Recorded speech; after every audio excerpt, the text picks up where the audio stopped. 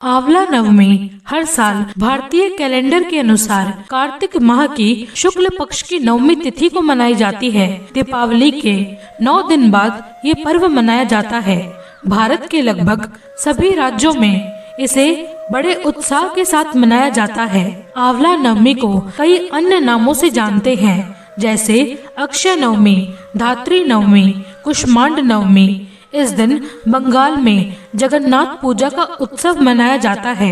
ऐसी मान्यता है कि अक्षय नवमी के दिन किया गया प्रत्येक कार्य शुभ होता है तथा उससे अक्षय फल की प्राप्ति होती है, ऐसा फल जो कभी क्षय न हो। हिंदू मान्यताओं में इस दिन द्वापर युग की शुरुआत हुई थी। अन्य मान्यताओं के अनुसार इसी दिन भगवान कृष्ण ने अपनी बाल्य लीलाओं का समापन कर कर्तव्य पथ की ओर अपना कदम बढ़ाया था। अक्षय नवमी की पौराणिक कथा के अनुसार काशी नगर में एक निसंतान धर्मात्मा वैश्य दंपति रहा करते थे। उनके जीवन में धन धान्य की कोई कमी नहीं थी, लेकिन फिर भी वह बहुत दुखी रहते क्योंकि उनको कोई संतान नहीं थी। एक दिन वैश्य की पत्नी से उनकी पड़ोसन ने कहा, अगर तुम पुत्र रत्न की प्राप्ति चाहती हो तो इसके लिए मेरे पास एक उपाय है। इस उपाय के अनुसार तुम्हें किसी पराये बालक की बलि भैरव भगवान को चढ़ानी होगी, तभी तुम्हें संतान प्राप्त होगी। लेकिन जब वैश्य को इस बारे में पता चला तो उसने इस काम को करने से साफ मना कर दिया। हालांकि उसकी पत्नी के मन में संतान प्राप्ति की इच्छा प्रबल थी, जिससे वो लालच में पड़ गई और मौके की तलाश में लग गई। एक दिन उसने एक कन्या को कुएं में गिराकर भैरव देवता के नाम पर बलि दे दी। इस पाप के परिणाम स्वरूप वैश्य की पत्नी के पूरे शरीर में कोढ़ हो गया और उस लड़की की आत्मा उसे सताने लगी। अपनी पत्नी की ऐसी हालत देखकर वैश्य ने उससे पूछा कि आखिर ये सब तुमको क्या हो गया है। तब उसकी पत्नी ने सारी बात सच सच बता दी। तब वैश्य ने अपनी पत्नी से कहा, हे दुष्ट नारी, गौवध, ब्राह्मणवध और बालवध इस संसार में सबसे बड़ा पाप है। इस पाप को करने वाले के लिए इस संसार में कोई स्थान नहीं है। इसलिए तुम गंगा तट पर जाकर भगवान का भजन करो और सच्चे मन से गंगा जी में स्नान और पूजन करो, तभी तुम्हें इस कष्ट से मुक्ति मिलेगी। वैश्य की पत्नी को अपने किए पर बहुत पश्चाताप हुआ और रोग मुक्त होने के लिए वो गंगा माँ की शरण में चली गई। उसकी सेवा और पूजा भाव से प्रसन्न होकर गंगा माँ ने उसे एक बुढ़िया के रूप में दर्शन दिए। माँ गंगा ने उसे कार्तिक शुक्ल पक्ष की नवमी तिथि को आंवले के पेड़ की पूजा करने, साथ ही आंवले का सेवन करने को कहा। महिला ने ठीक वैसा ही किया। इस पूजन और व्रत के प्रभाव से वो महिला रोग मुक्त हो गई और अपने घर लौट आई। इतना ही नहीं, इस व्रत के प्रभाव से उसके पति ने उसे पुनः स्वीकार कर लिया और उसे संतान सुख की प्राप्ति हुई। एक अन्य कथा के अनुसार एक राज्य में आंवल्या नाम का एक राजा रहता था। राजा ने प्रण लिया था कि वह अपनी प्रजा में रोजाना 1.25 मन आंवला दान करेगा, उसके बाद ही खाना ग्रहण करेगा।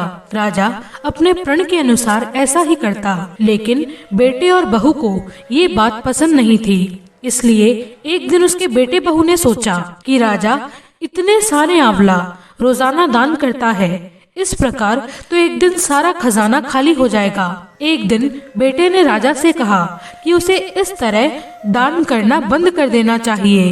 राजकुमार की बात सुनकर राजा को बहुत दुख हुआ और रानी के साथ राजा ने महल का त्याग कर दिया। फिर क्या था, राजा आंवला का दान नहीं कर पाए और अपने प्रण के कारण कुछ भी नहीं खाया। जब भूखे प्यासे 7 दिन हो गए तब भगवान को उन पर दया आ गई। इसीलिए भगवान ने राजा के लिए जंगल में ही महल, राज्य और बाग बागीचे सब बना दिए और ढेरों आंवला के पेड़ लगा दिए। जब राजा रानी ने यह देखा कि जंगल में तो उनके राज्य से भी दुगना राज्य मिल चुका है, राजा रानी से कहने लगे, रानी देख, कहते हैं ना, कभी सत्य का साथ नहीं छोड़ना चाहिए। आओ नहा धोकर आंवला का दान करें और भोजन करें। राजा रानी ने आंवले का दान करके खाना खाया और खुशी खुशी नए महल में रहने लगे।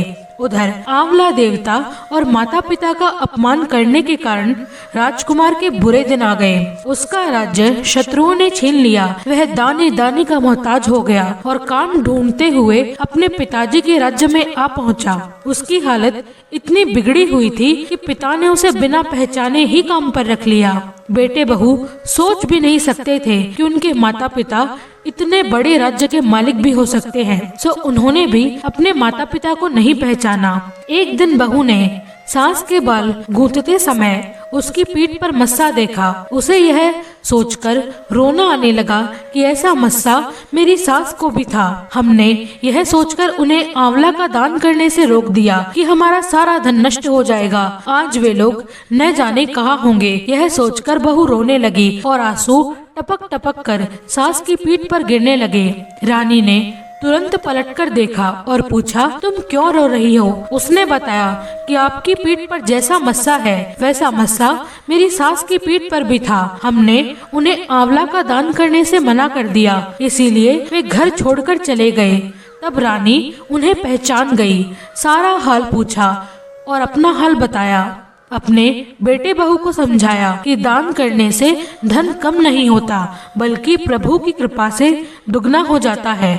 बेटे बहू भी अब सुख से राजा रानी के साथ रहने लगे और सभी आंवला का दान कर प्रभु की पूजा करने लगे। आंवला नवमी के दिन आंवले के वृक्ष का पूजन किया जाता है। पूजन विधान में प्रातः स्नान करके शुद्ध आत्मा से आंवले के वृक्ष के नीचे पूर्व की ओर मुख कर षोडशोपचार पूजन करना चाहिए। फिर उसकी जड़ में कच्चे दूध की धारा गिराकर चारों ओर कच्चा सूत लपेटे तथा कर्पूर वर्तिका से आरती करते समय 7 बार परिक्रमा करें। आंवला वृक्ष के नीचे ब्राह्मण भोज और दान का विशेष महत्व है। इस दिन व्रत रखने वाला व्यक्ति सवेरे जल्दी उठकर नहा धोकर आंवले के पेड़ की पूजा करने के बाद उस वृक्ष की छांव में बैठकर ही भोजन ग्रहण करे। आंवला अथवा अक्षय नवमी का व्रत तभी पूर्ण माना जाता है जब आंवले के पेड़ की पूजा कर उसी स्थान पर भोजन किया जाए। इस दिन पूजा के बाद वृक्ष की परिक्रमा अवश्य करनी चाहिए। विधि विधान के अनुसार आंवला पूजन के लिए आंवले का पौधा, पत्ते एवं फल, तुलसी के पत्ते, कलश एवं जल, कुमकुम, हल्दी, सिंदूर, अबीर, गुलाल, चावल, नारियल, सूत का धागा, धूप, दीप, माचिस, श्रृंगार का सामान, साड़ी, ब्लाउज, दान के लिए अनाज इत्यादि सामग्री साथ में अवश्य लें। इस दिन आंवले के पेड़ को दूध चढ़ाने और गरीबों को दान करने का विशेष महत्व है। आंवला नवमी की पूजा इस प्रकार करें। इस दिन दैनिक कार्यों से निवृत्त होकर नहा धोकर स्वच्छ वस्त्र धारण करें एवं पूजा सामग्री इकट्ठी कर लें। नवमी की पूजा अर्चना आंवले के वृक्ष के नीचे बैठकर की जाती है, अतः आंवला के वृक्ष के नीचे जाएं। आसपास की सफाई कर उसकी जड़ में कच्चा दूध डालें। अब पूजा सामग्री से आंवले के पेड़ का पूजन करें। तत्पश्चात तने पर सूत और मौली लेकर 7 परिक्रमा करें और मौली को लपेटें। घी एवं कर्पूर का दिया जलाकर आरती उतारें। आंवला नवमी की कथा का श्रवण या वाचन करें और अपनी मनोकामना को मन ही मन दोहराते हुए वृक्ष के नीचे भोजन करें। इस प्रकार आपका व्रत पूर्ण होगा और आपको अक्षय पुण्य की प्राप्ति होगी। आपकी सभी मनोकामनाएं श्री हरि नारायण की कृपा से अवश्य पूरी होगी। मित्रों, अगर आपको ये जानकारी पसंद आई हो तो इस वीडियो को लाइक और चैनल को सब्सक्राइब अवश्य करें। धन्यवाद।